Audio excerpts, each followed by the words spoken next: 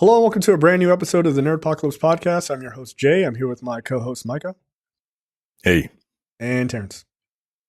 What's up? All right, guys, we are back. We have plenty to talk about, so let's jump right in. Checked out this week. Micah, you read the new Ultimates? Yes. The Ultimates series is back. It started up a couple of months ago. First 4 issues are out. And is this a reboot of the Ultimates or is this continuation of the Ultimates? Yes. So it's written by Dennis Camp, with a wide variety of artists apparently. And I'll give you the quick overview of what the Ultimates is now. Terrence, feel free to tune out. There's just like already ahead of you. Don't worry.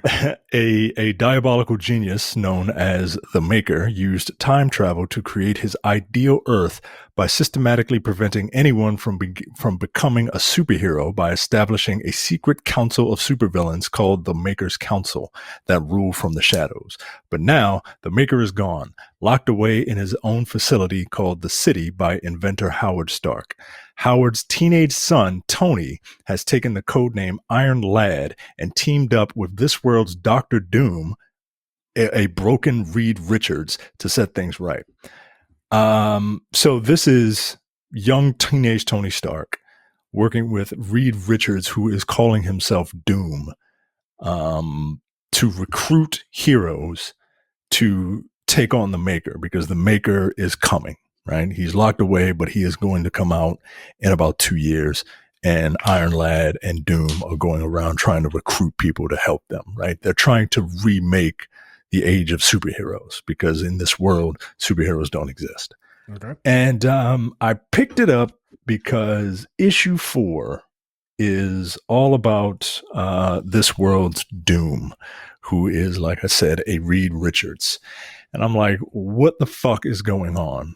Right? Like, why is this clown ass Reed Richards calling himself Doom?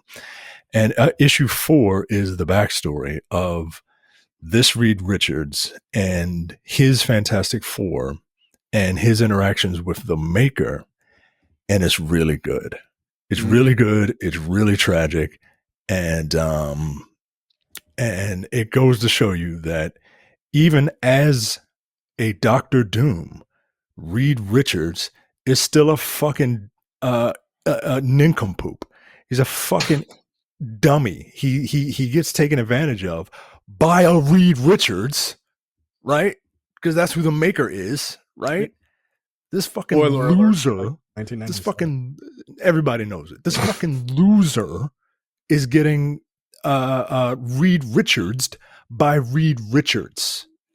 And it couldn't happen to a better guy, because fuck Reed Richards. All in all, the Ultimates is really good. It's written really well. I don't want to spoil. Well, I mean, I could spoil it because like y'all not going to read it. But no, I actually might. I liked the first 2 Ultimates, and then Jeff Loeb fucked it up for everyone. This is actually really good. It's different takes on characters. It's the same stuff that we normally see, right? Like She-Hulk is in it, but she's not Bruce Banner's cousin, right? Right. And there's other stuff in it that I won't spoil, but issue 4 was really, really good. And I think it is good enough to be a standalone read if you just want to know, if you're like me and you're curious about like all things Dr. Doom. It's a very good story, and I'm enjoying this. I might pick up some of the other Ultimate lines, like Ultimate Spider-Man. They have an Ultimate Black Panther. They have an Ultimate X-Men. Nice. So I might pick some of that stuff up, but yeah, it's pretty good, man. It's pretty good. Okay, I have a question for you about this. Does the same Ultimate rules apply? If you die in this universe, then you're dead. Period. No coming back. I don't know, but I don't know. No one has like officially like died yet. All right. So Yeah, we'll see. We'll see. But like I just like the remixing of things. You know what I mean? Like Hank Pym and Janet Van Dyne, Ant-Man and the Wasp, they aren't superheroes, they're exterminators. Right? Like they kill bugs. Like they kill bugs. And Iron Lad, he knows of different dimensions where superheroes exist. And he knows that the Maker prevented the spider from biting Peter Parker, shit like that, right? Oh, interesting. So they are going around to try and fix these things. So they're just throwing radioactive spiders at the poor kid from New York, just hoping the shit works.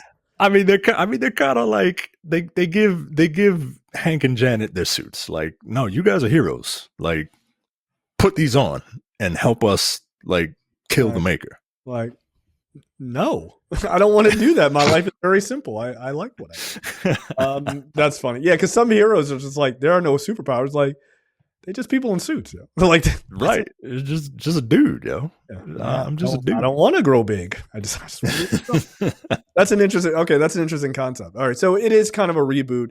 But it's I mean, I guess it is just kind of a full reboot because it exists. Janet is dead in the other Ultimates, like right. But all that stuff happened, right? Because the Maker is still around. So all that stuff happened in 1610.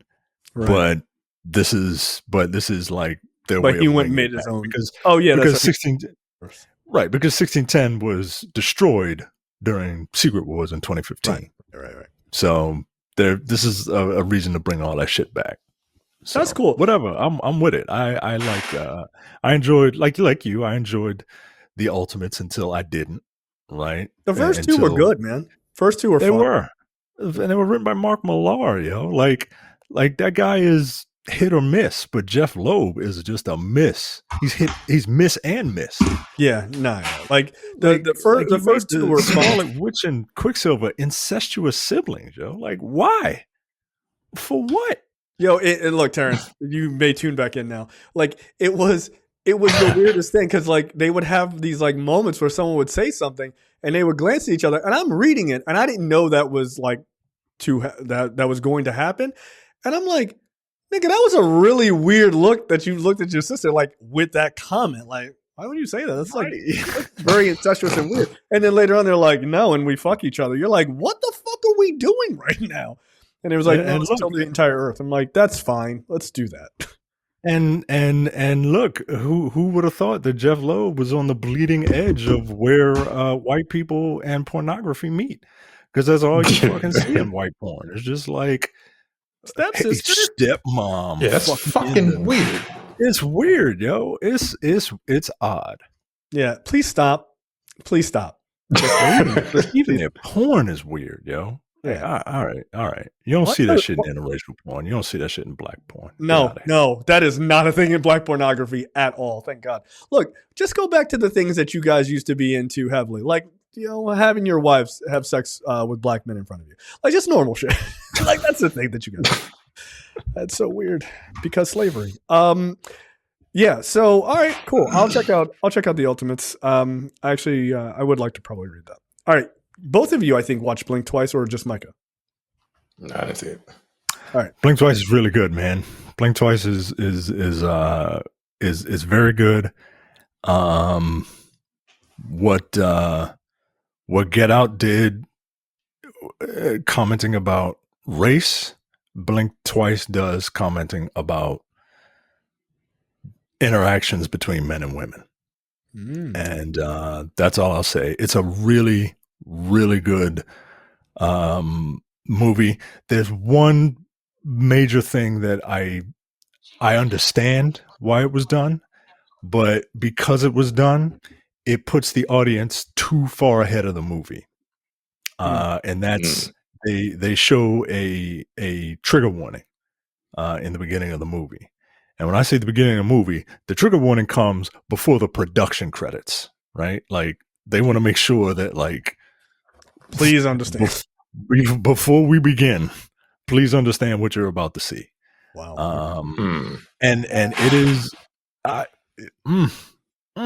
It's this is a really good movie, man. This is This a a Zoe really Kravitz directed film. This is Zoe Kravitz. Yeah, I'm about to say this is Zoe Kravitz. This is a Did she Zoe write and Kravitz direct it? movie. Did she write Or did she this? just I think she just directed it. So this movie, because of that, she co-wrote it. And because the audience is a little too far ahead of the plot, like you know what's going to happen well before it happens, it ceases to become a whodunit and starts to become a how did they do it, right? Kind of like Knives Out. Knives Out, yes, Yeah. exactly. So if you go into the movie that way, I think you will be I think you will be pleased with this. This is a really, really good movie, and it's kind of a shame that like I don't hear anybody talking about it.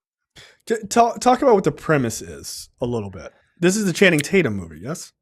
Yeah, this is the Channing Tatum movie. So the movie stars Naomi Aki as Frida, and she has a best friend, and they're kind of like down on their luck, like their roommates. They're kind of down on their luck. They work for this catering company. They go to they're on the job, and at the job, they meet Channing Tatum, who is Slater King, a tech billionaire, right? Who has been in trouble a few times about certain things and has had to make a couple of public apologies and stuff like that. And he's an amalgamation of everyone you'd think, right? And Frida is in love with this guy, right? She doesn't really know him, but she is completely infatuated with him, right? Because he's Channing Tatum, right? He looks good, super rich, and so she kind of sneaks her way into the party and starts chatting him up. And he's like, "Hey, how about you and your friend come to my private island?" And they're like, "Okay." So these two women go on this rich man's private island, and then do they fly there? You can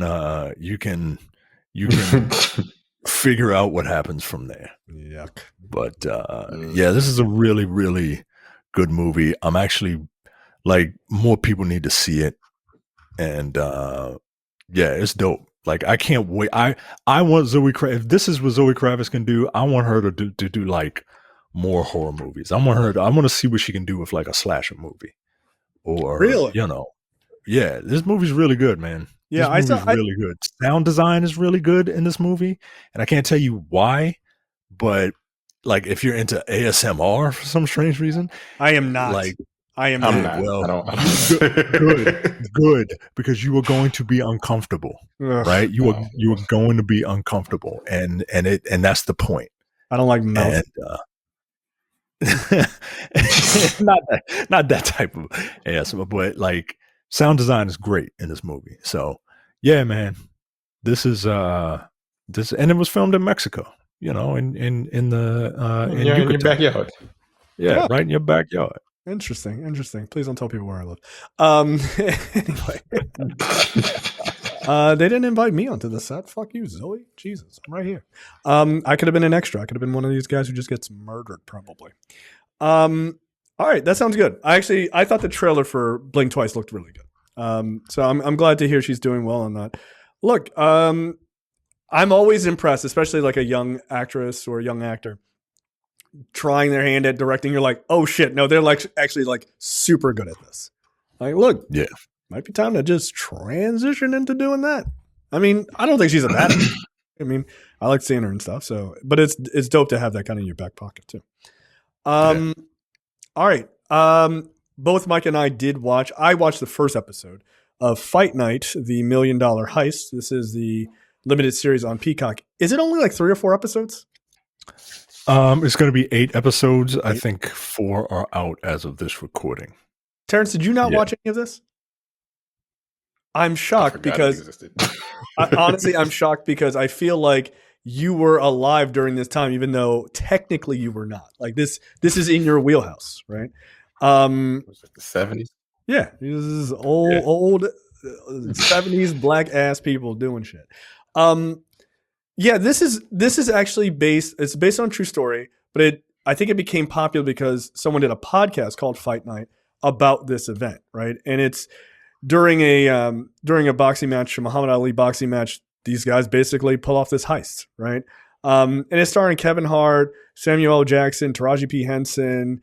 1 times 1 is 1, or excuse me, 1 times 1 is 2. Terrence Howard. This is when he had that stupid hairstyle, right? Yeah. That's why he had it for this. Okay. This nigga, he might have he's never going to get away from being a fucking pimp character, yo. He's never going to get away from it. I don't think he wants to, if we're being honest. I don't think he really I just want to go away. That's fair.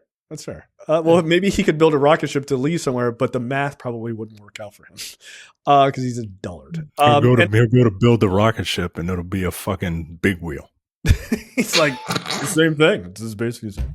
And then Don Cheadle's in it. Look, again, I only saw the first episode, so Micah, you probably be able to talk a little bit more about this. I thought it was really good. I was surprised because it's a Peacock series, so I was like, that's normally not the best. But the level of actors in it is just ridiculously high for what this is. But yeah, it's good. Of course, the vibe of like the 70s heist movie is dope as fuck. It's super black. Like, is there any white people in it? Like, not of significance, which is pretty fun. Yeah, it's a good time. I thought Kevin Hart was like pretty good as the lead, as Chicken Man. But like all of the other characters, I think do really well. And I like Don Cheadle a lot in this. And he's looked like he's having fun playing a cop. It's kind of interesting. He's Don Cheadle. Well, Don Cheadle was an amazing actor, right? And he is not bad in anything. You cast Don Cheadle in this role because like Don Cheadle can pull this shit off, right? Like he is playing a cop in the 70s who grew up he was like the first black cop on the force. You know what I mean? Yeah. So he's being called like an Uncle Tom and all that shit. Like black people hate him. White people hate him. Everybody fucking hates him, right? Muhammad Ali hates him, right? Like everybody hates this dude. But and you can tell Don Cheadle's playing it like a man who like he's black and he's proud to be black, but it's the black cop like paradox. You know what I mean? Yeah. Like, and he does it really, really well. Lori Harvey is in this movie series as Lola Falana. Lori Harvey's super fine, like she can't act for shit. But she's always but god damn, she's super fine. I just wanted to say that. That's Steve Harvey's daughter, right? Yeah, I think Kevin Hart is one of his. I think Kevin Hart is the best Kevin Hart when he's not like being silly. I think so too. Actually, I agree with you. Yeah, I think he's kind of transitioned, or he's trying to transition out of, ride along Central Intelligence Kevin Hart. Because I'm getting tired of that Kevin Hart, and I'm kind of getting tired of Kevin Hart's stand up. But I think he's way better when he's trying to play serious, right? He did that one movie where he was the single father or something like that. I think it was called Fatherhood. Yeah. He was really good in that. He was in this Netflix series playing a fictionalized version of himself with Wesley Snipes as his brother. Look, it was trash TV, but it was enjoyable. I enjoyed it. Yeah. I enjoyed it. Like I finished it. You know what I mean? Like I enjoyed that show. And I think Kevin Hart is best when he's playing serious and not doing the shtick. You know what I mean? I think when he's doing, I don't think that's a shtick though. I think that's just him. Well, he need to stop that shit and play serious roles. Because I just saw him on day drinking with fucking Seth Meyers. First of all, that shit was fucking hilarious. Every guest he has on is very funny. But the Rihanna one is fucking hysterical. Where they drink. Yeah, go ahead. Yeah, look, I think the thing with Hart, I think, is he's really good when he's trying to be serious, but he has that like couple of moments of comedy. Like Fatherhood was very good because he was being serious 90% of the time, but then you got 10% of his like sort of like rapid fire kind of comments, and you know when he gets like all flustered and shit like that, and it works because it's like, oh, it's like he's like a real person, right? Like people have comedic moments even when you're upset about something, and I think that works so much better for him than, like, to your point of like Central Intelligence and all these kind of goofball things. Now look, that and Jumanji and shit, they make money, so I get why you go back to the well on that, but I feel like he has an ability to do more serious shit, and I would like to see him do more stuff. And in this one, he plays it pretty straight. And he's good. Because I was worried. I was like, is he going to be able to kind of lead this and like not come off as kind of a goofball? No, I actually did pretty well. So I dug it. Yeah. I didn't have a problem with it. Like you said, my biggest trepidation was the fact that it was Peacock, right? And Peacock shows have like a certain look to them. They have a certain like overproduced sheen to them.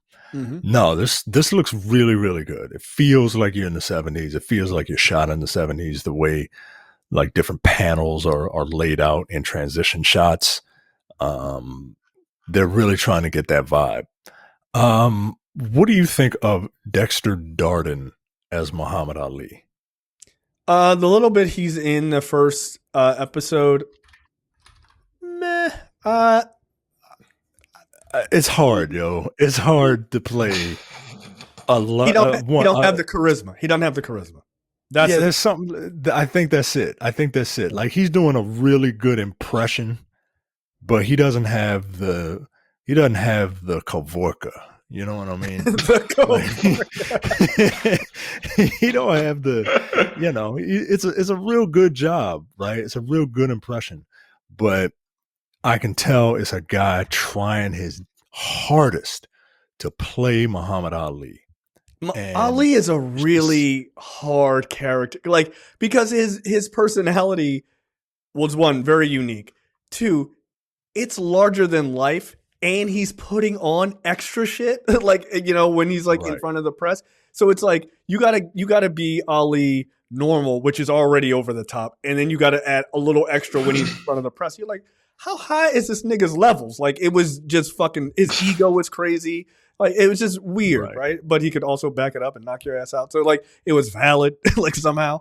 But, yeah, I need to go back and watch Ali, the Will Smith movie. I felt like he had, like, a pretty good balance of it. But, like, it's been a long time since I've seen that movie, so I don't know. But Ali is a hard person to play. Like, I don't know that anyone has ever. Don't look nothing like this motherfucker. No, he really doesn't. God damn. They were like, that's Muhammad Ali. I was like, who is that? He has a better shot at playing me in the movie. He's like, he looks like he's like 5'9". Get out of here! Like, he looked like that Yabba Dabba Doo nigga from A Soldier Story, yo. Like, and that guy looks more like Muhammad Ali. Yeah, like, that's hilarious. Eli Gorey did a really good job playing Muhammad Ali in One Night in Miami. I thought he was. I thought he was pretty goddamn good. He did, and this ain't that performance. You know? Yeah. His was all right. It wasn't bad. It wasn't bad. Again, he looks much more like Muhammad Ali than this other dude. Yeah, this nigga don't look nothing like that. No, he doesn't. Dark, first of all. No, he doesn't. He doesn't. That's just he's a hard character to play. Like, he just I'm gonna give this guy, you know, I'm not gonna say he does a bad job, right? Like, but you tried, right? You give him the cake. Give him the cake, just like you tried. Like, the lesson here I'm is not mad at it. The lesson here is never try.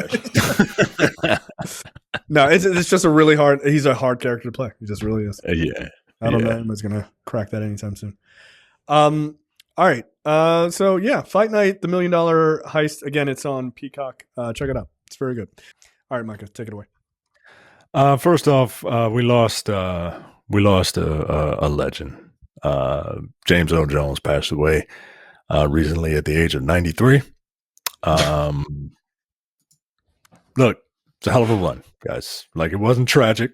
right? Like we knew it was coming, right? But it's still sad. He was born January 17th, 1931 in bumfuck Mississippi. The actual name, by the way. The actual. Acabulata? What? No, you had it right.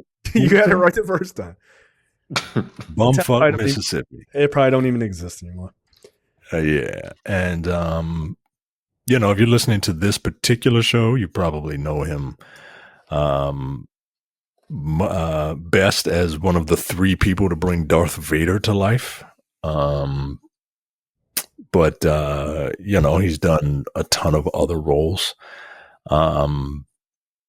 He was Mufasa, the voice of Mufasa in the Lion King. He was in Conan. He played the villain in Conan. Nick Man. And of course, his for me, his not his most famous role, but the one that I associate with him when I see James Earl Jones, King Joffrey. From Coming to America. Like whenever I think of James Earl Jones, that is the image that pops into my head.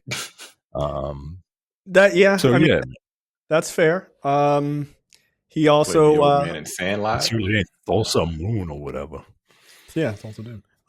See, that's the real Dune. Roop, he played Roop in Claudine, which he was great in that. He's the voice of CNN.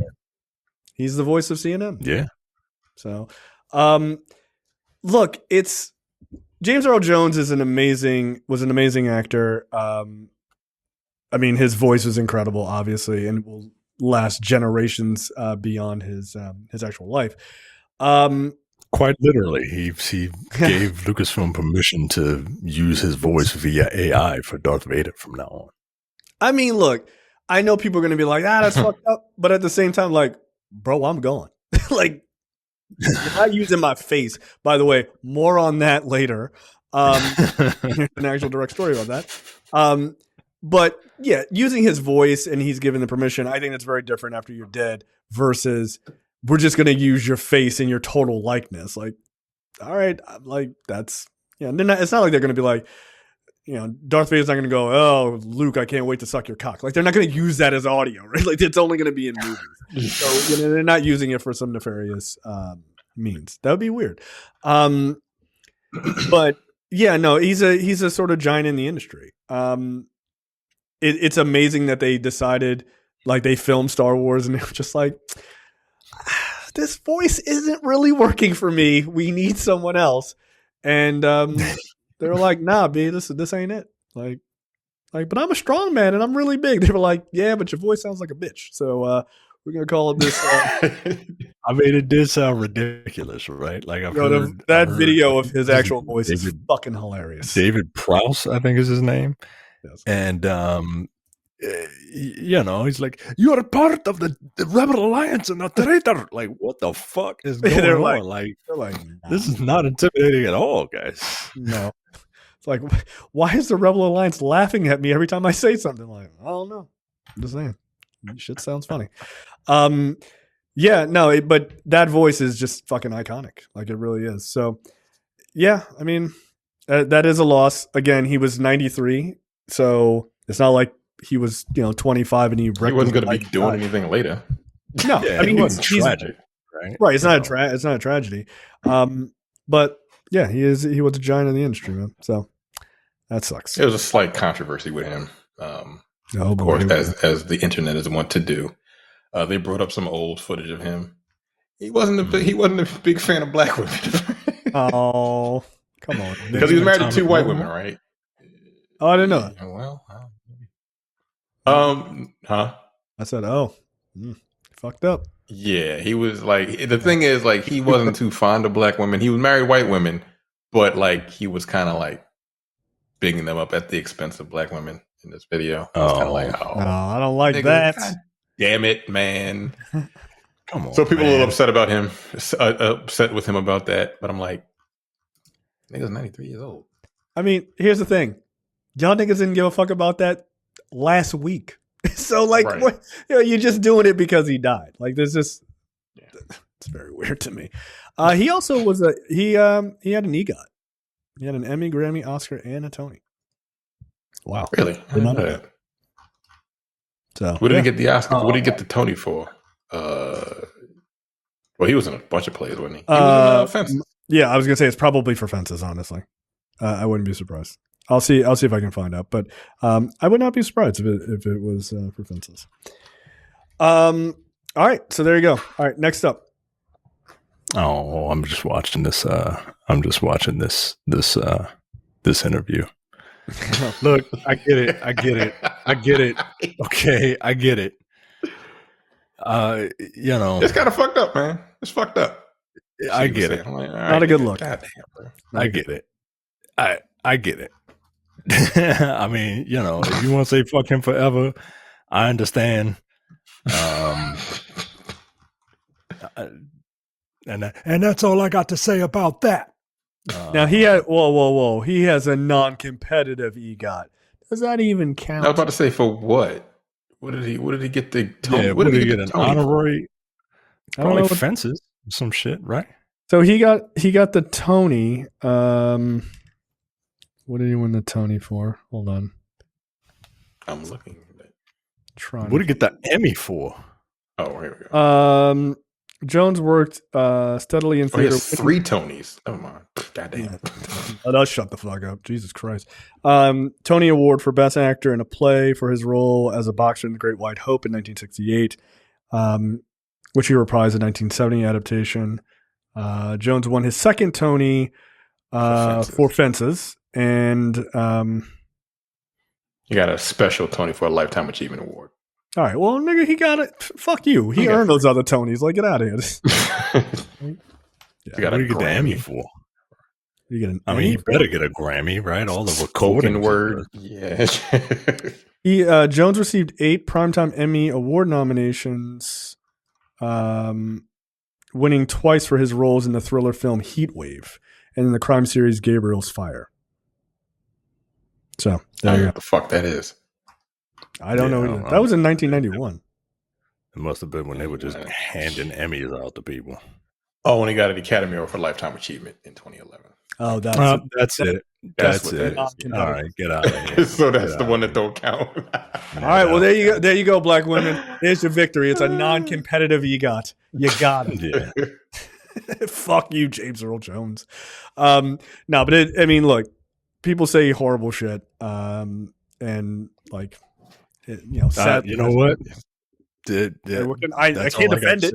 Like, what the fuck? It's kind of fucked up, man. Look, Sean Connery, Right. great James Bond. Sometimes you don't do a Sometimes bullshit, but like, you gotta smack a bitch. Like, god damn, yo, you sound like the Barbara Walters, yo. Jesus. What was the Bill Burr joke? Like, sometimes you have to slap them and reset their hard drive. He's such an asshole. Yeah, but yeah. So there you go, a non-competitive EGOT. So it really doesn't count. So that's how. Look, yeah. Sometimes you got to stick it to dead people, I guess. All right. Next up, Dune 3. Denis Villeneuve is ready to leave the Dune universe, and says the franchise's third installment will be the last with him at the helm. He also clarified that Dune 3 is not like a trilogy. Quote, "It's important that people understand that for me, it was really a gosh, fucking obnoxious." What does that word mean? I don't know. I've never seen this fucking word before. Never seen this. Diptych. Diptych is an object A with painting. 2 flat panes, which form a pair, often formed at the hinge. All right, nigga. God damn. Just it's really like a bookend. All right. Yeah. Well, no, he's saying it's an artwork consisting of 2 pieces that together create a single art piece. That's what he's saying. All right, fine. So the first 2 movies were one big ass movie. No shit. Like we said, that was the big criticism about the first movie, is that it was half a diptych. Which is what people said all the time back then. As the credits roll, half a diptych? What the fuck, bro? 4 stars. I'm pissed. I like that your attitude completely changed on this story. The second you came across a word you didn't know, you're like, all right, fuck this guy. I really liked the first 2 movies, but fuck him. I did, but like, fuck you, yo. Like, you use regular words, please.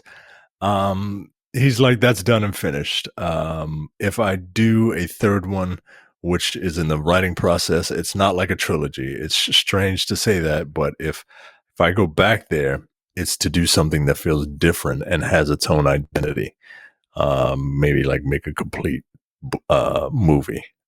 You were going to say that word again. That's my problem. I don't know how to do that. He wants to, although he wants to leave the Dune universe, he doesn't want the franchise to end. He just wants someone else to take over.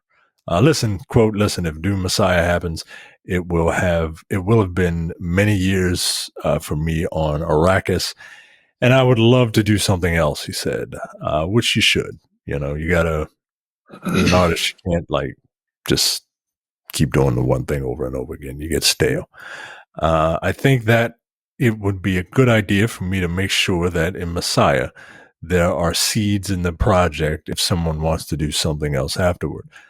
Because they are beautiful books.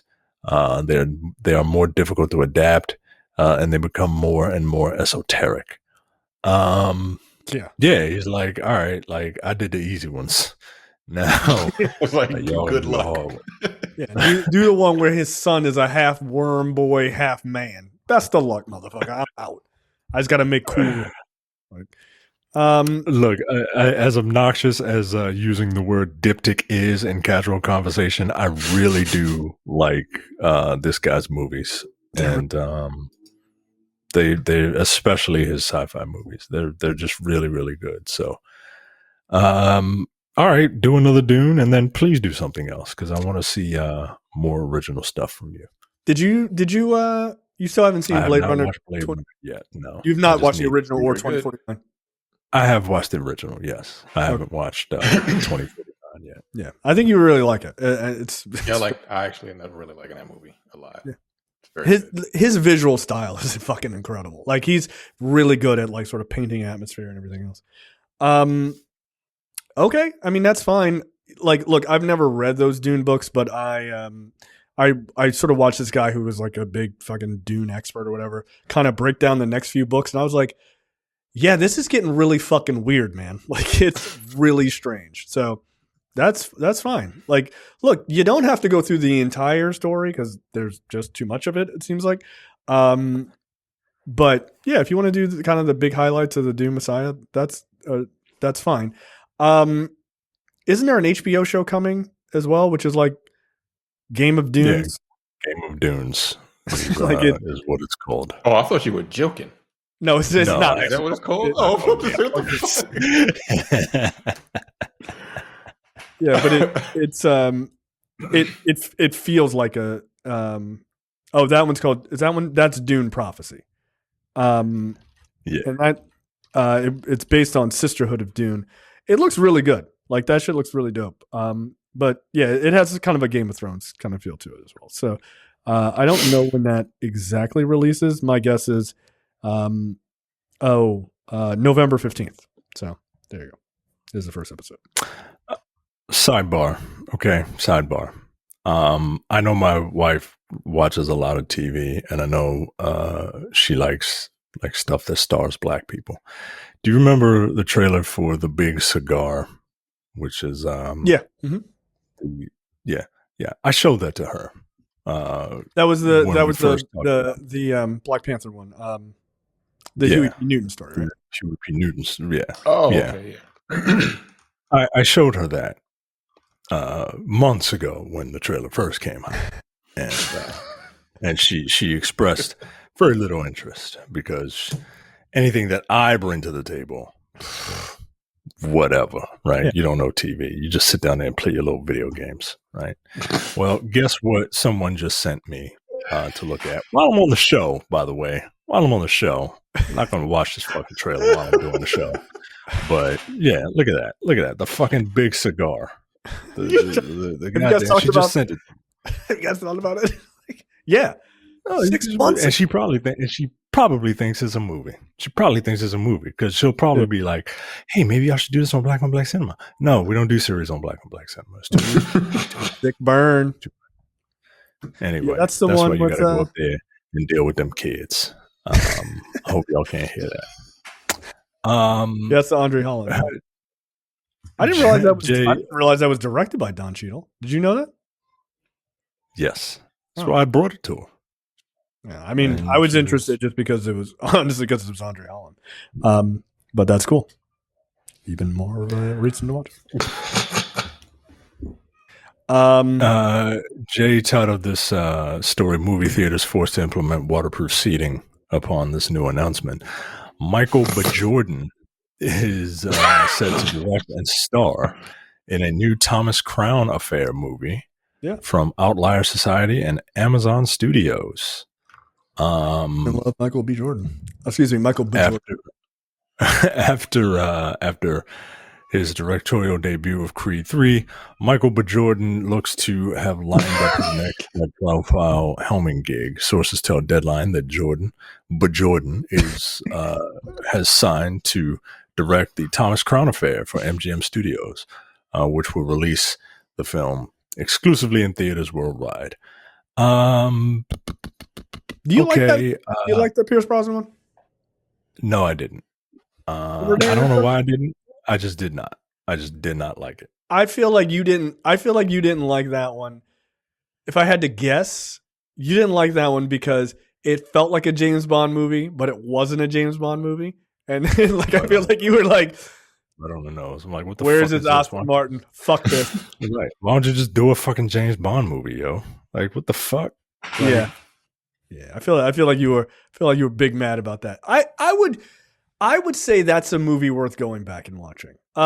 Those movies, I've never seen the original, but from my understanding, the feel is the same as the Rene Russo Pierce Brosnan one. Those are very sexy movies. Those are like, you know, like he's like a sexy criminal, and like women love him, and you know, and all that shit. I remember I was a 19-year-old virgin in 1999, so I don't give a fuck about your sexy movies. The fuck out of here. I was going to make that point that you were also probably not getting laid, which is why you're like, I don't like where this movie's going. This is making me feel this movie. Well, yeah. Now that you've seen a woman naked, maybe you would like Thomas Crown. I mean, maybe. I like the first movie, or I like the '99 remake. I don't think I've ever seen it. Yeah, I don't think I've ever seen this movie. You had that badass glider. Like I remember that was cool. But they topped that in the last James Bond movie, so yeah, they got that going for them. Can Michael B. Jordan, Mr. B. Jordan, is he capable of doing this? You think? I thought Creed 3 was good. Look, man, I think he's more than capable of directing. Is he a suave dude? Right? I think women think he's. I got according to that chick he went to high school wouldn't know. That's what I'm saying, yo. Like that's what I'm saying. Like this dude is a little too like he's like the good looking nerd, yo. He's like the nerd that blossomed, I think. You know what I mean? Like, yeah, him and I have a lot of the similar qualities.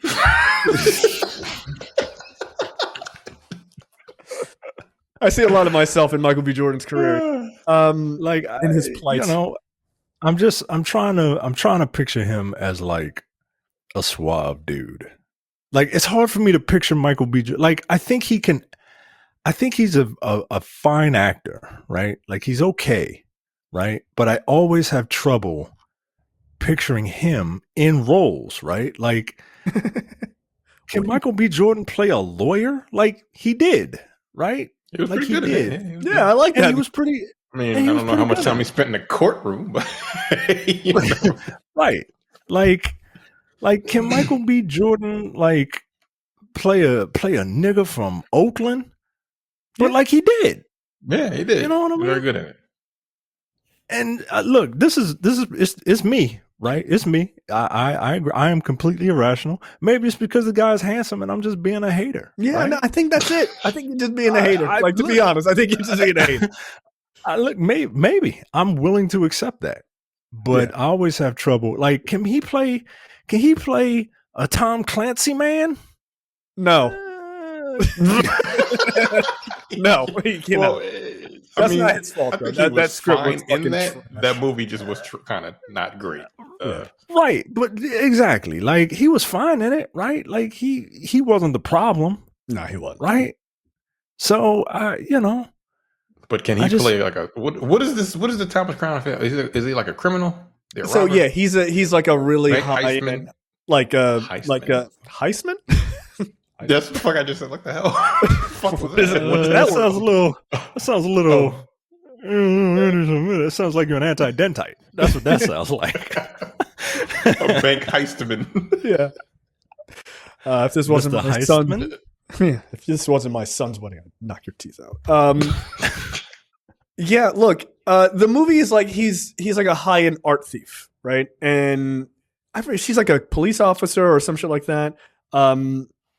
And so she kind of falls for him. And like they kind of know he's an art thief, but he's also super rich. So he's like doing it just because he can, not because he needs the money or anything.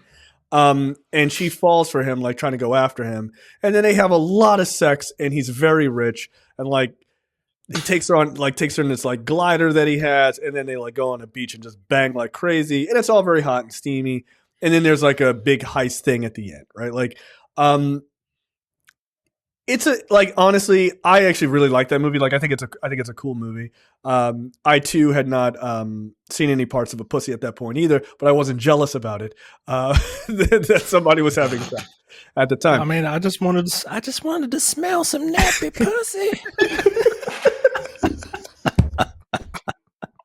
That movie is bad. Oh my god! Like, have you guys watched Lupin on Netflix? The French show? Something like 5 minutes of it. Yeah. That show is really good, man. That show is really good. Omar Sy pulls off being like a gentleman thief. That's all Thomas Crown. But but there's something like Omar Sy has a certain amount of like charm and an interesting look. Whereas he's a 6'5" black man in France. And somehow they can't figure out which one it is. It's him. It's that nigga over there. The big Senegalese dude right there. Like, come on, it's not hard. That's the dumbest part of that show. Yeah. I mean, look, I'm when this comes out and I watch it and it's good, I'll come in here and just be like, yeah, I was wrong, guys. He pulled it off. I don't have a problem seeing him in roles, but he certainly does pick roles that I would not assume off the bat that he would take on. Like Creed, that made total sense to me. Him in that movie with Jamie Foxx as the lawyer. I don't remember what it was. Just Mercy, I think. Just Mercy. Yeah. He's not an actor I would have assumed would take a role like that. But then again, he was in that other movie. What was the one where he played the guy who was unwrongly killed? Van Forstic? No, Fruitvale Station. Fruitvale Station, right? Like you said, I wouldn't have. He was good in that. He would do that, but he was quite good in that. So it's not like he doesn't have the capability. It remains to be seen if he has the capability of starring and directing in a movie like this. Right? I understand he did it in Creed 3, but that's a very different series. Like it is a very different series. Also, it's a heavily like action series. So I don't know. I don't know if he's capable of doing sort of a drama, sexy adult kind of thing. But I like to see him try. And I support him in trying. Also, we don't have a lot of movies like this anymore, which is a shame. So like just adult, not crazy budgeted adult sort of films like this. Like Basic Instinct? Is that what this is kind of like? No, no, not at all. I don't know. It's like James Bond. A Color of Night. Remember those movies? It's like James Bond, but without like the action. Yeah, because it's not supposed to be an action movie, but it does have that same like rich fucking hoity-toity bullshit that James Bond does have. So. Yeah, if James Bond was like neutered from all the things that kind of makes him dangerous, you know what I mean?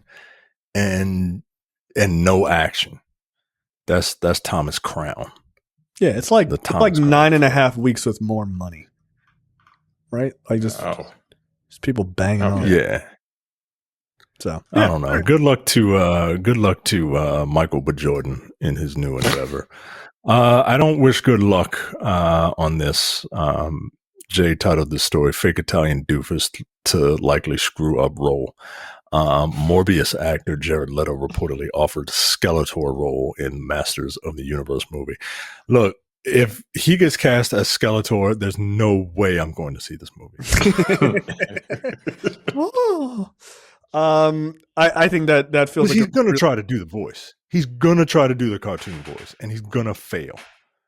Yeah, you incompetent boob! Like he's going to fail, yo. You can't do the voice. You can't do the voice. Like it doesn't work. He can't do the voice. He can't do the voice. The only person I will allow to do a voice for this is Mark Hamill. Like Mark Hamill's Skeletor actually works pretty well because it's basically the Joker. No, I don't need this. He's box office poison. Why are you picking him? Like, why are you picking him? Yeah, and at this point, he kind of is. I mean, he's still. What was the last couple movies he's done? Morbius. Has he ridden the wave? Has he ridden the Buyers Dallas Club's wave to its end? I think so. I think so. Ago. I mean, he's got the Tron. He's got. Damn, I thought that was only 11 years ago. Jesus Christ. I mean, Tron Ares will really be another signal whether or not his career has just really hit fucking rock bottom. So we'll see. I mean, he did Haunted Mansion. Apparently that movie was terrible. All right. Morbius was terrible. House of Gucci, he was not good in it. I like that movie, man, but he was ridiculous in that movie. Yeah, I liked House of Gucci, but I didn't see The Little Things. Oh, yes, I did. Yeah, where he was the killer, or they thought he was the killer in that. Yeah, he was all right in that. I didn't. You didn't like that movie? Oh, he with Rami Malek. Yeah, it's The Little Thing, Jimmy. Yeah, he was like Blade Runner 2049. He was in there. Yeah, 2049. He was in Alex. All right, he was in what? Alexander. Remember that movie? I did not see that movie. I saw that movie for one reason, and that was Rosario Dawson naked. Oh, you could have watched. What was it, Transparent or Translucent or whatever? Yeah.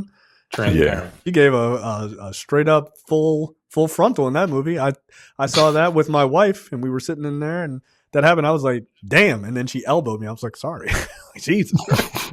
What was I supposed to say? Didn't go over well. His track record has been it's all over the place. Since 2013, miss and miss. Hasn't been very good. Yeah. I don't need this. Looks like if Seth Rollins just gave up. Oh. Yeah, I don't. My favorite role he's ever done is in Fight Club, where he got the shit beat out of him. That was pretty good. Just wanted to destroy something beautiful. Yeah, I don't like this. I don't like him as Skeletor. Sorry. I hate the casting idea. I think it's really bad, actually. And I also think it's lazy. Like, it feels like just they're just picking a person who is a somewhat popular name, and he's a big enough name that they hope that can draw people. But I think it's going to do the opposite. Like, oh, he's playing Skeletor. Go fuck yourself. I don't want to see that. No, please don't put him in this movie. I hope this is a bad rumor, and I hope it's not true at all. Yeah, especially considering this is like a nerd property. Like, he's already fucked up 2 of them, right? Yeah. Morbius, he's been the Joker that no one liked. Morbius was terrible. Don't do that. Don't pick him. Suicide Squad. Oh yeah, he was the Joker in Suicide Squad, right? Yeah. Okay. This feels like a bad idea. This feels like I'm always amazed by that. Like, that nobody thinks when you're talking about casting. And by the way, this is rumored casting. Like, this is not confirmed.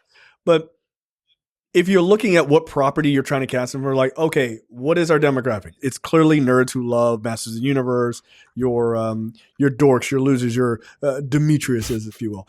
And, I knew that was coming. Your Batman. There's your Batman acknowledgement. I look like all these niggas. But you got to understand who your demographic is. If you understand that, then you got to go, does this demographic hate this actor? Oh, right, he's fucked up the Joker and he's fucked up Morbius. And not only like were they disliked, but like people legitimately hated his portrayal of those characters. Why would you even think about putting him into yet another property that you have the same demographic in? That makes no sense. So again, you're supposed to think about those things when you are head of casting, but apparently they're just like, big name, fucking do it. I'm like, cool. So the movie costs more? All right. That feels like a bad idea. So good luck. Okay. Next up, Disney being sued for using Peter Cushing's face in Star Wars Rogue One. This is a fucked up story. Tacked on right to the James Earl Jones voice story. Remember that moment in Rogue One when you felt pure unadulterated horror, brutal shivers down your spine as a flock of geese trampled over your grave? Well, yeah, that's when they brought back and reanimated Grand Moff Tarkin, played by Cushing. And so apparently reported by the UK's The Times, one, Kevin Francis is taking Lucasfilms to court on the basis that Cushing had arranged with him that no one should be allowed to recreate the actor's visage without Francis's permission. Disney had previously attempted to have this thrown out on the basis that there was no evidence of unjust enrichment by London's High Court. But London's High Court says nay, so they are going to proceed on this. 8 years later? Yeah, that feels weird, right? Like that feels like super weird. But this guy is like a close friend of his. So does he have? Does that mean? Like, does he have like power of attorney? Like, does he look over their estate? Like, what are we talking about? Well, and that's my thing. Is like, what's your evidence? Like, well, he said that. Okay, what's your evidence that he said that? Like, you got to come with more than my friend said, and then be like, well, I'm going to see. I saw it on TV, guys. Sir, there's TV no said it. I'm like, all right, okay. Sir, there's no evidence. So, Grandpa, yeah, this is weird. 8 years later, almost 8 years later, that dude's bills are piling up. He's like, right. I need to make some money. Like, y'all didn't get his approval. Yeah, I'm not buying. I feel like this has to do something with like the whole Alien Romulus issue, because they CG'd somebody in Alien Romulus, but they got the family's blessing to do it first. That's all you got to do, man. That's all you got to do. Like, and my thing is, there's no next of kin to Peter Cushing. Like that feels weird to me. I'm like, get the fuck out of here. It's like, did he write it down on a piece of paper? Was it a napkin when y'all was in a bar? Like, yeah, I need what is something. Your relationship to this dude? I was his friend. But this guy has no next of kin that can just be like, well, actually, maybe we should be suing for this, not you. So I don't know. It feels very weird to me. Just like no kids or anything, or how old was he? Damn. Okay. She was born in 1913. Jesus Christ. I mean, he's been dead. He's been dead. He's been dead for fucking 20 years, 30 years. I mean, yeah, this. All right. Yeah, I don't know, man. Especially if you're suing 8 years later. I'm a bit skeptical. Yeah, he didn't have any kids. Parents were probably born in like 1865. Jesus Christ. And his wife passed. No, his wife died a long time. 71. Yeah, 71. So yeah, no next of kin. Yeah, I'd be like, go fuck yourself. He's got a brother. Is he still alive? Oh, sibling David that is Cushing. That is a very good question. Nah, I there's no way in hell this fucking father's brother's still alive. If he was born in 1913, Disney's going to come in and his brother would be like 100 years old. Yeah. Disney's going to come in and say, where's your contract? Where's your evidence of this? He told me that this one time. Again, where's your evidence? Well, I don't have any physical evidence. Ding, ding, case closed. We're done here. Like, no. They're not even going to send their top lawyers for this one. They'll send a person in a Mickey Mouse suit and beat you on that. Kick you in the nuts and go fuck yourself. Yeah, get out of here. Like, and I'm not saying the guy is even lying. I'm just saying that without any real world proof, I don't even understand how you can make a case on this. If you want to understand, all you got to do is log into OnlyFans and give him $10 a month. Yeah, he'll tell you everything about what Disney. Whether you want to say it. I mean, like, why don't I just sue Disney? I want this guy to sue and win, and then I'm going to sue him and be like, Peter Cushing told me 6 months after he told you that all the money that you get in a lawsuit, I should have. Like, what's your evidence? What you fucking told me? Like, all right, fair enough. Like, get the fuck out of here. Like, that's not going to work. Next up, real world comic book villain congratulates himself for not destroying things. I fucking hate this guy. Warner Brothers Discovery, David Zaslav says Max to add 6 million subscribers this quarter. Talks charter deal in Studio Outlook. He looks like a villain in this image. Yo, he's wearing. Is this an ascot or is this like a fucking? Nah, he's wearing a bandana, bro. No, that's his gang, white gang. The white one is for rich white men. Bet those sunglasses. How does this nigga still have a job? Because he's getting 6 million more people to sign up this quarter for Max. Now, the reason why I say he didn't do anything is because he's bragging about this, but it's basically because they bundled with Disney Plus and Hulu. Like, that's why they got a bunch of people to sign on. You didn't do shit. You basically are just like, hey, I didn't completely destroy the company. Congratulations. Zaslav said streamer Max will add more than 6 million subscribers in the current quarter after 3.6 million net ads from 3 months ended in June on a new bundle launched by Disney Plus and Hulu and an international expansion push. Look, the expansion push is great. Good for them. But again, that's something you guys could have done, I don't know, 100 fucking years ago. Quote, at our core, we're just a storytelling company. Eat a dick. That's why we fought to bring Tom Cruise back. That's why we fought to hold on to all our great talent. But we also have a real advantage. We have the best TV and motion picture library. So Beetlejuice was ours, and we developed it, and we own everything that relates to it. Harry Potter, we own it. And a lot of these franchises are franchises that people know everywhere in the world. It's our big advantage, whether it's Superman, Batman, all of DC, Game of Thrones, Beetlejuice, the Joker. Yeah, it sounds like you didn't come up with anything new. That's what you just read me down things that we've seen 100 times already. Okay, don't break it. Right, like again, that's pretty much it. You didn't do it. I don't know if you guys heard of Game of Thrones. Yeah, we've all heard of Game of Thrones. You guys heard of Beetlejuice? Yeah, you just put the name of the movie twice and just made another movie that I don't know if it's good or not. I don't want to see it. And then apparently that Joker movie is like, it's fine.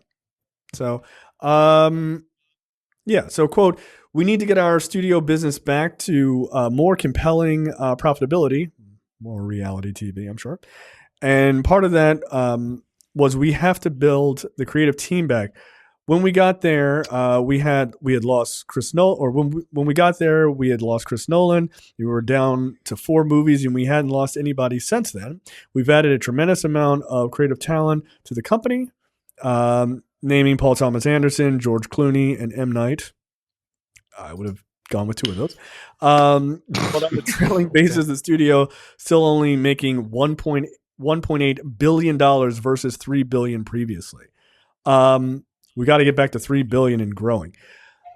So here's where the world is, by the way. I read a super interesting article last night. Okay, they made $1.8 billion this past year. Do you want to know how much money OnlyFans made last year? $1.3 billion. $1.3 billion. Like $650 million in profit. Like, yeah, I was about to say, just OnlyFans. That's just OnlyFans skimming what other people have. That's right. Them taking their portion off the top. God damn! I think they take 20%. 20%. Yeah, 20%. Yeah. Jesus. I read that. I was like, $1.3 billion. That's insane, dude. It's the biggest porn site on the internet now. Like it's more than, I think it's more than double what Pornhub makes. Like, and Pornhub owns like the people, I think it's Geek Mind or something like that owns Pornhub, and like they own Pornhub, Brazzers, and a bunch of them, and they all collectively only like barely make half of what OnlyFans makes. And OnlyFans don't build anything; they just a platform. It's a platform. Yeah, yo, if I start showing feet on OnlyFans, mind your fucking business. Yeah, I told you, I'm gonna start farting in jars and selling it to weird. Yeah, just catfish a motherfucker. Use AI to create an image of a woman, and then just start shitting in jars and mailing it to people. I mean, I'm not gonna shit in a jar. That just that's rude to me. Like I'm better than that. I'll fart in a jar. Like I'm not above that.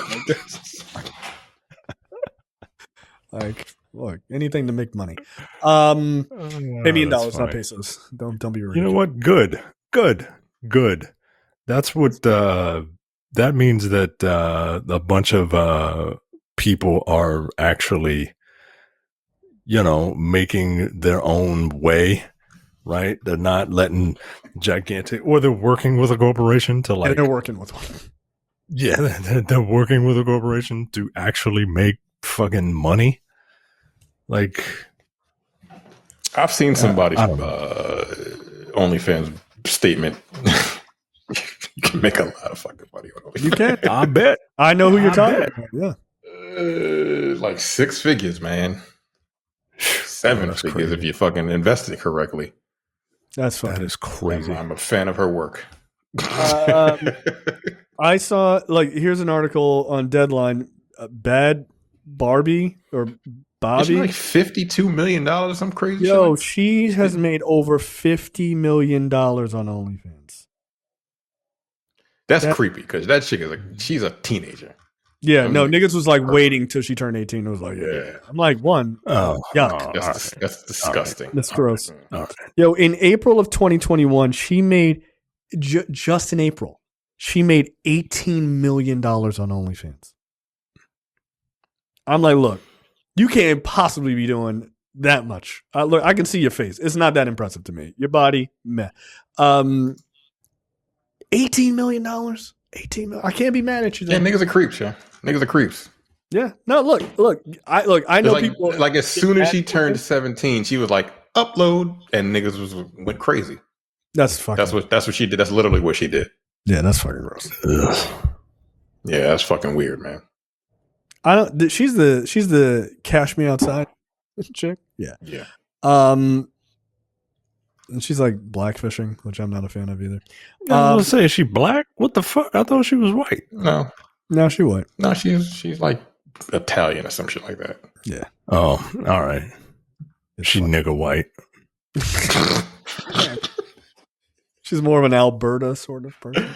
Yeah, she's the fabric of the black. White people don't like you, Italian people. White people don't like you, Italian people. Like, not fuck with y'all. And black people love Italian food. I love me some spaghetti. That's all. Anything? Yeah, it's all the same. Rigatoni. I don't know. Ziti. I like ziti. Bread. Yeah. Like, name for me Italian dishes. Spaghetti, rigatoni, ziti. Like, nigga, that's it. That's all I know. Throw a cannoli in there. That's all I know how to make. Give me a calzone and I'm good. Is that Italian? I don't even know. Yes, a calzone is Italian. I mean, it sounds Italian. It's just an inside out pizza. You can just be like a gabagool. Like, I'll have two. I don't know what a fucking gabagool is. Who cares? And niggas love Italian gangster movies and shit. Like, yeah, how are y'all racist against? Why y'all hate us, yo? What the fuck? Like niggas model their whole drug empires after y'all, yo. Like It's true. what the fuck? I don't get it. Like it is kind of fucked up. And Like, shit. That's hurtful, yeah. yeah, Right. we roll for And y'all. we took that shit back. Fucking We took that move. shit back. Nah, there's an eggplant emoji. Guess what the eggplant emoji is? A big black dick. See what happened? Mhm. You should have joined us while you had the chance. All right, trailers this week. Wolfman. This is directed. I did not realize this. I hadn't seen the trailer until today. It's just directed by the same guy who did The Invisible Man for Blumhouse, which I really liked. That was very good. Yeah, I like that. Is this guy doing all the classics? Is he doing all the classic monsters? This is a Blumhouse movie? No, this is the Universal one. So This is the Universal one. are they trying to restart the dark universe? Because Wolfman's part of it, right? Yeah, Is Wolfman Wolfman was part of definitely that part of fucking it. whole? Yeah. Here's the thing. Avengers of horror movie. Here's the thing. You could do it. Just make the movies. Stop trying to interconnect them. Like, make all of them and then just like surprise at the end, be like interconnected. But like, don't do all the fucking prodigium fucking bullshit. Like, just make the it's fine. What do you guys think of this trailer? Oh, it is a Blumhouse production. Okay. Oh, it's Lee Winnell. All right, that's who it was. This looks it's a teaser, so it looked decent enough from what I saw. Yeah. I'll check Micah, it out. Micah, did you watch Invisible Man? Have you seen that? No, but I know everything about it. I think you would dig I that. know It was very good. the whole suit thing and all that. Like I've heard enough about it that I kind of figured it out. My wife got 10 minutes into it. She's like, you got to turn this off. Getting Stop being a coward. Yeah. All right. Like, I'm down for this. I don't know. I mean, like you said, it's a pretty hard teaser. Like, they're not showing much. But yeah. All right. I'm here for it. I'd like to see what he does with this. Next up, Salem's Lot. Things I'm not down for. This looks too scary for me. I don't like ghost and or demon shit. Mike, are you watching this, you big fucking chicken? No, I'm not watching this. This is not my kind of horror, man. This is not my kind of horror. And it's a series. It's a series? Oh, fuck off. I think it's a series. No, I'm not getting scared every week. No, shut up. Is this a series? They didn't do this. I mean, I might be haven't wrong. done this before. I think it is a series. Oh, they did 79. They tried to make. They made this into a movie before, right? Salem's Lot. Yeah, 79. I thought there was another one in the 80s or the 90s. Maybe I'm tripping. It was a miniseries from 79. Well, I think I've seen this before. I think I've seen the original. You watching this? There's a really good chance I'm not going to Yeah, watch yeah. Agatha all along. So I'm definitely not going to watch this. I think the trailer looks very good. I feel like I'm a bit of a pussy. So I'm probably too scared. And it's a series, so I don't want to be scared every week. Like, if I could just get scared for Is it a series? I don't know. I might be wrong. It says I think it's a movie. all here, iconic series, award-winning. Oh, that's just a general thing. If it's a movie, I'm more apt to watch this. But if it's a series, I'm not I'm for real, yo. I'm not trying to get like scared every week. Like, I don't want to do that. Yes, it's a movie. All right. It's gonna be premiering at Beyond Fest, and then it's coming to Max on October 3rd. All right. Maybe because it was coming on Max. Maybe that's why it threw me off. Yes, it is. But all right, Terrence, what are your thoughts on this? Like, what do you think of the trailer now? It's a horror movie. Like, it's giving me like Dr. Sleep vibes. I never watched that. I heard that was good. The new It's one. very good. With Ewan Dr. McGregor? Sleep is very good. Yeah, it's directed by what's his name? The dude that's he's like the king of horror right now. Damn it, what the hell is his name?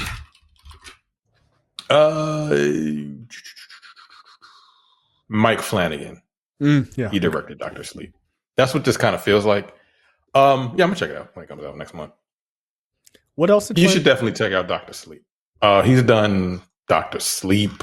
He did the latest, the Midnight Club, Dr. Sleep, The Haunting of Bly Manor, The Fall of the House of Usher, which was also very good, Midnight Mass, which is fucking excellent, and The Haunting of Hill House, which was excellent as well.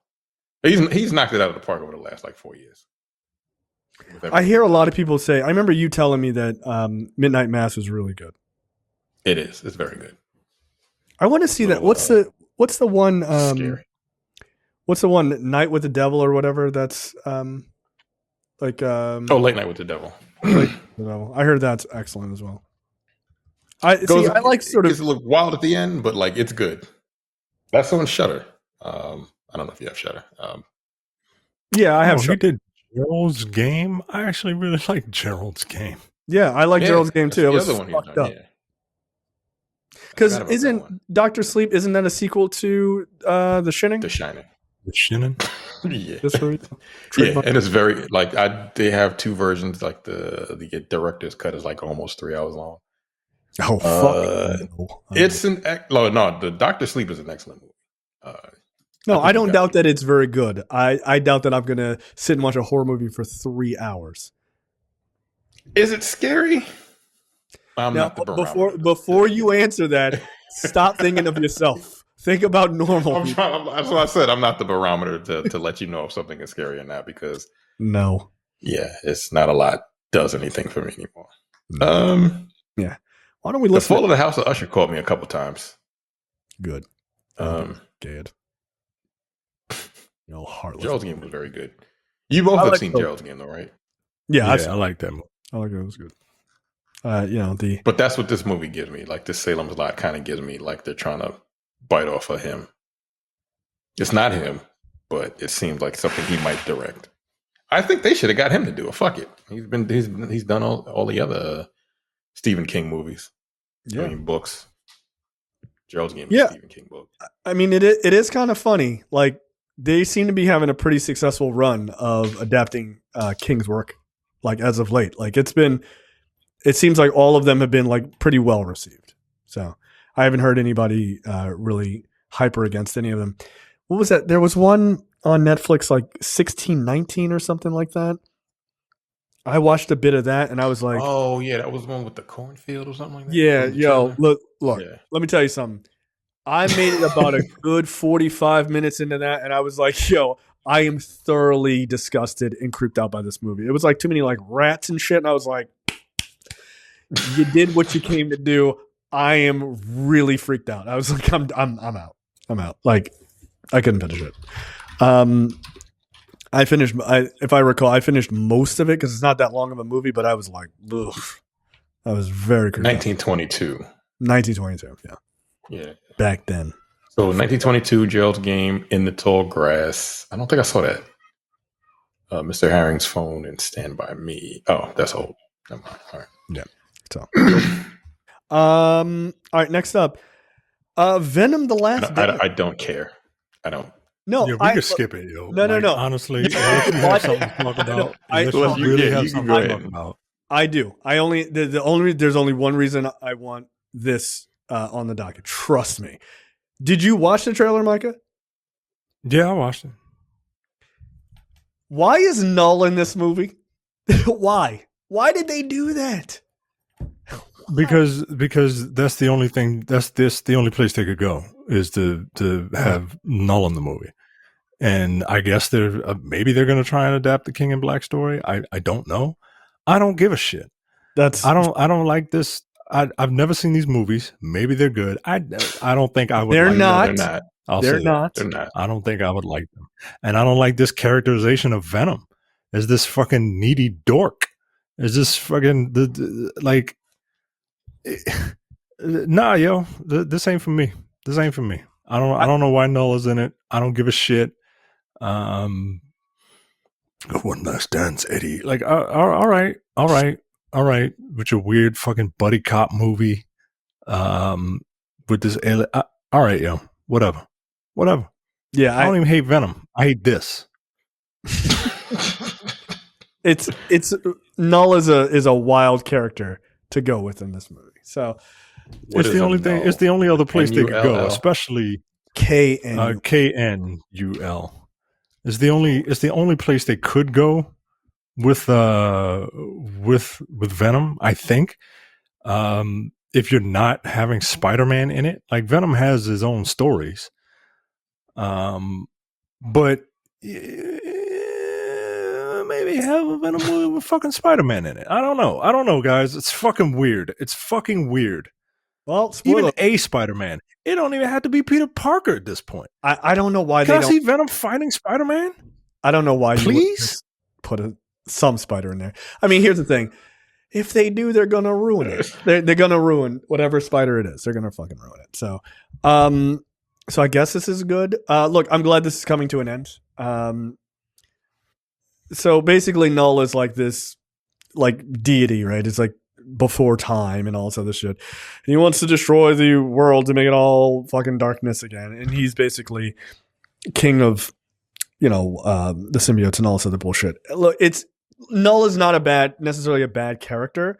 It's just an incredibly large character to put into this incredibly stupid movie. So,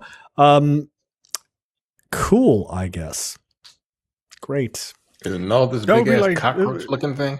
No, Null is the guy with the white hair. You see a quick flash of him in the trailer. Yeah. I wonder who's playing Null. I'm not going through the trailer anymore. No, you shouldn't. Don't save your brain power. There's no point.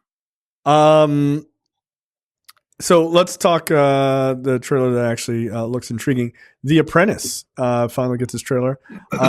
This is the Sebastian Stan and Jeremy Strong film about Donald Trump in the 1980s.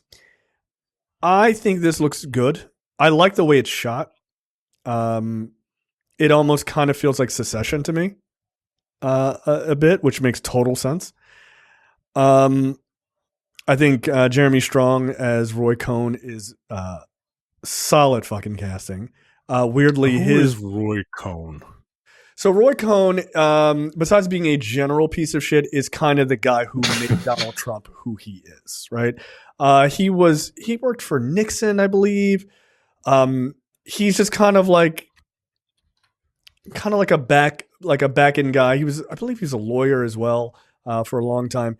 And he's kind of like the guy who, kind of whispered in Trump's ear, like, this is, like the trailer shows, like, this is how you run your business, how you become a big name and everything else. Like, he was very famous for just kind of like, fuck the government, we'll do whatever the fuck we want. And he had that, like what he talks about, like, you just fight and just be aggressive. All of that shit Trump learned from Cohn. Like, all of his entire sort of worldview when it comes to the government and business and everything else really comes from Cohn. Not just from his dad, but mostly from Cohn. So yeah.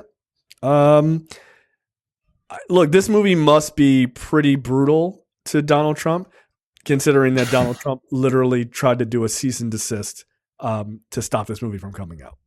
So I'm looking forward to this. It's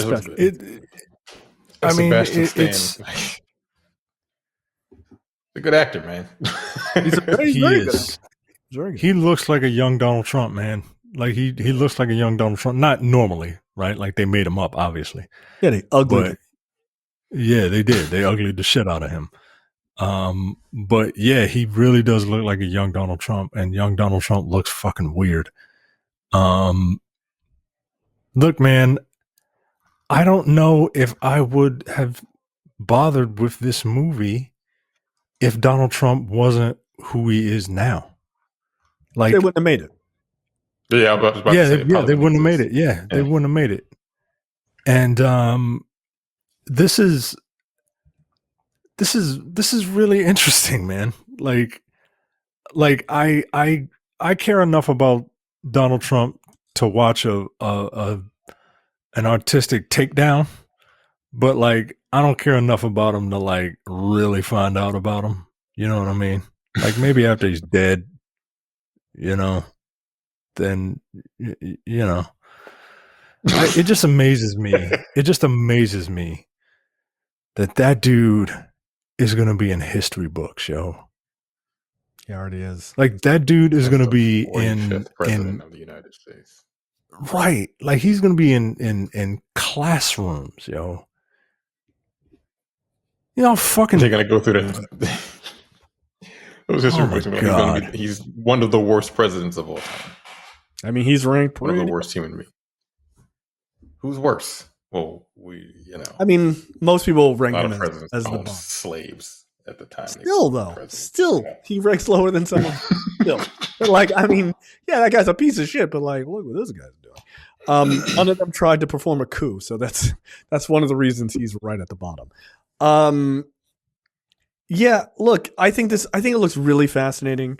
I think people underestimate how good of an actor Sebastian Stan is because they only really know him as Bucky. You should see some of his other movies, man. Like that guy is very good. What did he do? That movie Fresh that I really liked. That was didn't see that. That was on Hulu, I believe. Yes, it was. I did not see that fucking sleight of hand coming. I was like, wait, what are we doing now in this movie? But it was good. Like it was that was fun. That was a fun film. So